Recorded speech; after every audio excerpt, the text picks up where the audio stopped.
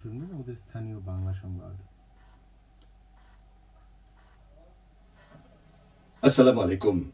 সন্ধে 7টা বাংলাদেশ বেতার সিলেট সংবাদ পড়ছি আমিনুল ইসলাম। প্রধানমন্ত্রী তারেক রহমান আজ সন্ধ্যায় জাতির উদ্দেশ্যে ভাষণ দেবেন। প্রধানমন্ত্রী হিসেবে দায়িত্ব গ্রহণের পর এটি তাঁর প্রথম জাতির উদ্দেশ্যে ভাষণ। ভাষণটি বাংলাদেশ বেতার, বাংলাদেশ টেলিভিশন সরাসরি সম্প্রচার করবে। পাশাপাশি দেশের সব বেসরকারি টেলিভিশন চ্যানেলগুলো ভাষণটি একযোগে সম্প্রচার করবে। প্রধানমন্ত্রী সহ নবনিযুক্ত মন্ত্রী ও প্রতিমন্ত্রীদের দপ্তর বন্টন করে গেজেট প্রকাশ করা হয়েছে। আজ রাষ্ট্রপতির আদেশক্রমে মন্ত্রিপরিষদ সচিব ডেসিবুল গনি স্বাক্ষরিত এই গেজেটটি প্রকাশিত হয়। প্রধানমন্ত্রী তার হাতে থাকা মন্ত্রণালয়গুলো ছাড়াও অন্যান্য মন্ত্রী ও প্রতিমন্ত্রীদের মধ্যে দায়িত্ব বন্টন করেন। গেজেট অনুযায়ী প্রধানমন্ত্রী তারেক রহমান মন্ত্রিপরিষদ বিভাগ, প্রতিরক্ষা মন্ত্রণালয় এবং সশস্ত্র বাহিনী বিভাগের দায়িত্ব নিজের হাতে রেখেছেন। মন্ত্রীদের মধ্যে মির্জা ফখরুল ইসলাম আলমগীর স্থানীয় সরকার, পল্লী উন্নয়ন ও সমবায় মন্ত্রণালয়, আমর খসরু মাহমুদ চৌধুরীকে অর্থ ও পরিকল্পনা, সালাউদ্দিন আহমেদকে স্বরাষ্ট্র, ইকবাল হাসান মাহমুদকে বিদ্যুৎ, জ্বালানি ও খনিজ সম্পদ, হাফিজউদ্দিন আহমেদকে বীর বিক্রমকে মুক্তিযুদ্ধ বিষয়ক, ডক্টর আবু জাফর মোহাম্মদ জাহিদ হোসেনকে মহিলা ও শিশু বিষয়ক এবং সমাজ কল্যাণ, ডক্টর খলিলুর রহমানকে পররাষ্ট্র, আব্দুল আওয়াল মিন্টুকে পরিবেশ, বন ও জলবায়ু পরিবর্তন এবং কাজী শাহ মোফাজ্জল হোসেন কায়কোবাদকে ধর্ম বিষয়ক, মিজানুর রহমান মিনুকে ভূমি, নিতাই রায়চৌধুরীকে সংস্কৃতি বিষয়ক, খন্দকার আব্দুল মুক্তাদিরকে শিল্প, বস্ত্র ও পাট এবং বাণিজ্য, আরিফুল হক চৌধুরীকে শ্রম ও কর্মসংস্থান এবং প্রবাসী কল্যাণ ও বৈদেশিক কর্মসংস্থান, জহিরুদ্দিন স্বপনকে তথ্য ও সম্প্রচার, মোহাম্মদ আমিন উর রশিদকে খাদ্য, মৎস্য ও প্রাণী সম্পদ এবং কৃষি, আফরোজা খানম রিতাকে বেসামরিক বিমান পরিবহন ও পর্যটন, মোহাম্মদ শহীদউদ্দিন চৌধুরীকে পানি সম্পদ এবং আসাদুল হাবিব দুলুকে দুর্যোগ ব্যবস্থাপনা ও ত্রাণ মন্ত্রণালয়ের দায়িত্ব দেওয়া হয়েছে।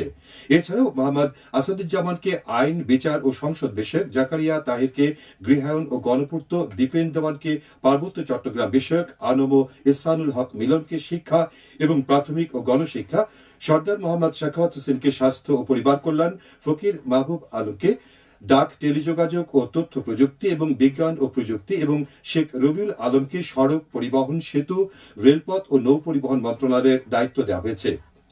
প্রতিমন্ত্রীদের মধ্যে এম রশিদুজ্জামান বিল্লাতকে বেসামরিক বিমান পরিবহন ও পর্যটন, অনিন্দ ইসলাম অমিতকে বিদ্যুৎ, জ্বালানি ও খনিজ সম্পদ, মোহাম্মদ শরীফুল আলমকে বাণিজ্য, শিল্প এবং বস্ত্র ও পাট, শামা ওবায়দ ইসলামকে পররাষ্ট্র, সুলতান সালাউদ্দিন টুকুকে কৃষি, মৎস্য ও প্রাণীজ সম্পদ এবং খাদ্য, ব্যারিস্টার কায়সার কামালকে ভূমি এবং ফরহাদ হোসেন আজাদকে পানি সম্পদ মন্ত্রণালয়ের দায়িত্ব দেওয়া হয়েছে।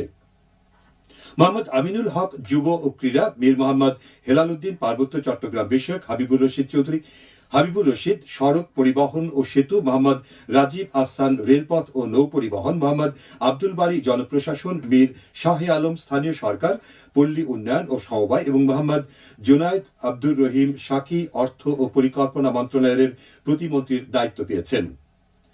ইশরাক হোসেনকে মুক্তিযুদ্ধ বিষয়ক, ফারজানা শারমিনকে মহিলা ও শিশু বিষয়ক এবং সমাজ কল্যাণ ও শিশু বিষয়ক মন্ত্রণালয়, সমাজ কল্যাণ